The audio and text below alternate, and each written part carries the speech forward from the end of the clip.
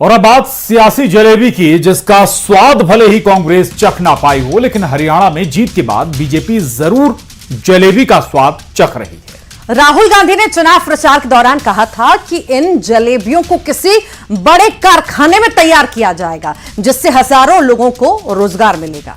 बस राहुल गांधी के इसी बयान को बीजेपी ने मुद्दा बना लिया और फिर जलेबी वाली फैक्ट्री के नाम से राहुल गांधी को ट्रोल भी किया जाने लगा, जो अब चुनाव परिणाम के बाद भी काफी चर्चा में है।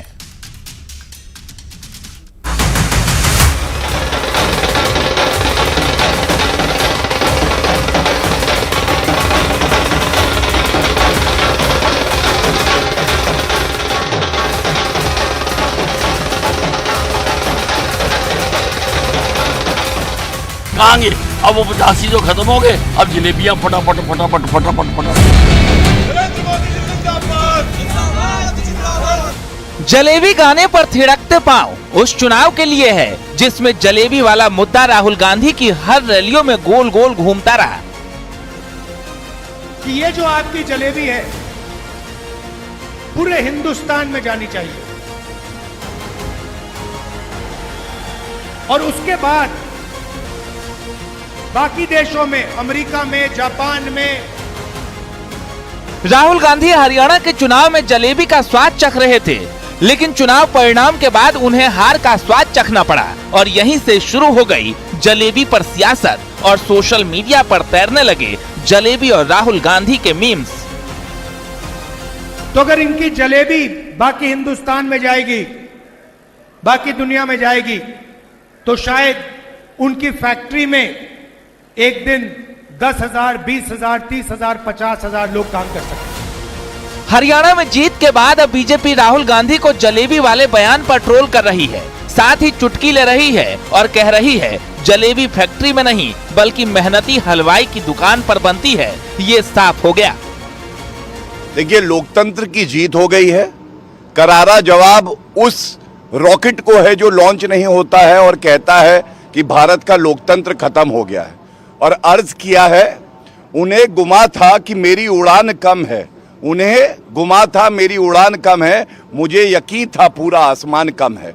आज हरियाणा में खासकर ये दिखा दिया है कि जलेबी फैक्ट्री में नहीं बनती है, मेहनती हलवाई की दुकान में बनती है।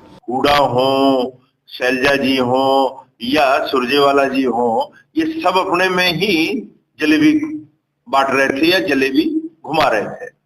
तो आज उनको नतीजे समझ आ गए हैं, और अब राहुल गांधी जी जो जलेबी एक्सपोर्ट करने वाले थे हरियाणा की, उनको ये तो नसीब होएगा नहीं, क्योंकि उनको समझ नहीं है कि जलेबी एक्सपोर्ट नहीं होती, जलेबी तुरंत खाई जाती है। तो जलेबी एक्सपोर्ट तो होगी नहीं, मगर उनके लिए जलेबी मैंने इसलिए ट्वीट करके कहा है कि आपको प्रयागराज से की जलेबी भेज। जलेबी के जंजाल में फंसी कांग्रेस तब और ट्रोल होने लगी जब कांग्रेसी कार्यकर्ता ओवर कॉन्फिडेंस में हार से पहले ही जीत का जश्न मनाने लगे और जलेबी का स्वाद एक दूसरे को चखाने लगे।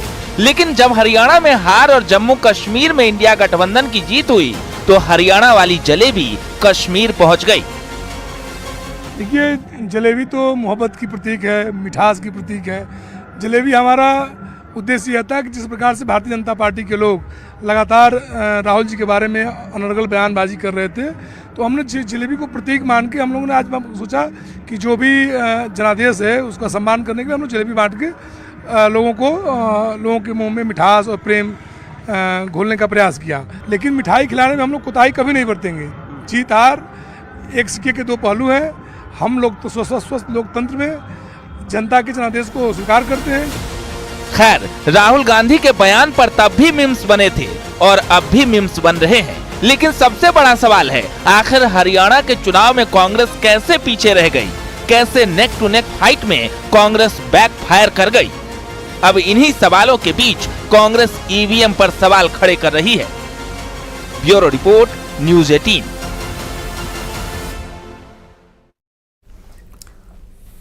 उत्तर प्रदेश की राजनीति में हरियाणा विधानसभा चुनाव का परिणाम बड़ा असर डालने वाला है। वजह यह कि कांग्रेस की प्रेशर पॉलिटिक्स के चलते समाजवादी पार्टी वहां चुनाव नहीं लड़ पाई। लेकिन जो दावा कांग्रेस की तरफ से अपने सहयोगियों के सामने किया गया, कांग्रेस उस पर भी खरी नहीं उतर पाई और बीजेपी रिकॉर्ड तीसरी बार सत्ता